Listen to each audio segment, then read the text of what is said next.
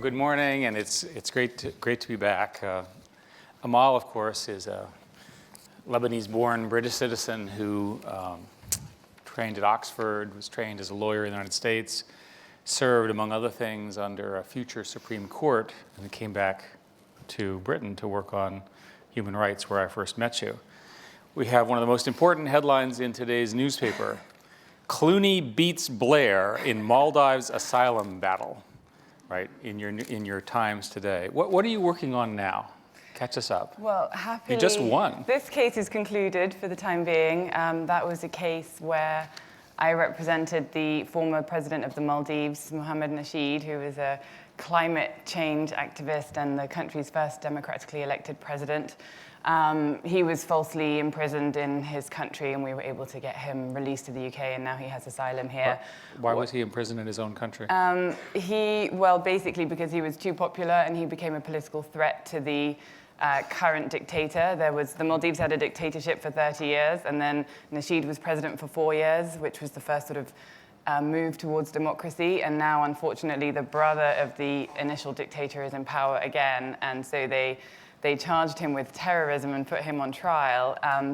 He was charged, tried, sentenced in the Maldives in 3 weeks, and the trial had two of the three judges didn't have law degrees, and 2 of the 3 judges had actually been witnesses for the prosecution. So the defense said, perhaps you want to recuse yourself. I think their excuse was it's a very small country. Yeah, I mean, they thought there was no conflict, and I mean, there's astounding statistics by the State Department where they say 1 in 4 judges in the Maldives has a criminal record. I mean, it's not kind of judicial system that you would want to be dealing with as a defendant. But so he was sentenced to 13 years.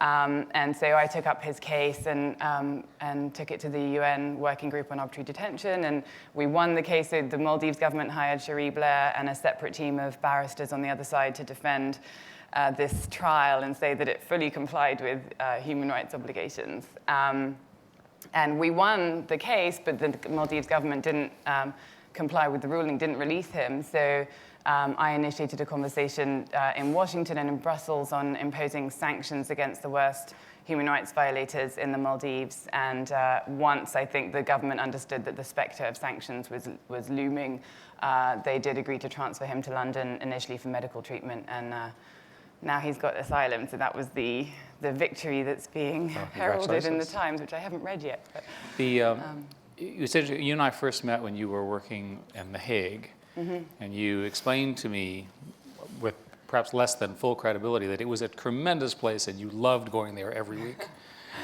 Somehow I must have been joking. Oh, that was a joke? I mean, the work's really interesting, but I'd moved from New York to The Hague, and it was a rather different pace. I can imagine. But you've spent, at least the decade I've known you, in these political situations with these super government agencies. Does it work? Does it ultimately play? Here we have a big victory. It ultimately works? It sometimes works.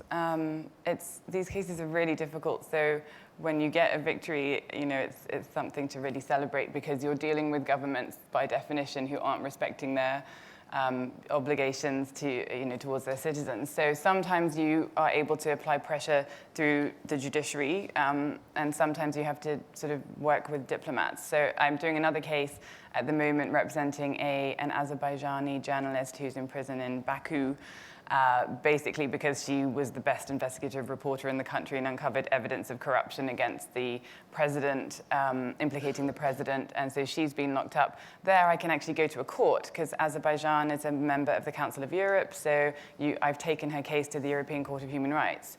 I've been told by the Azerbaijan government that if we win the case, they will comply with the ruling and release her, but if they don't, then I'm back in the domain of, what kind of pressure can you apply on the government?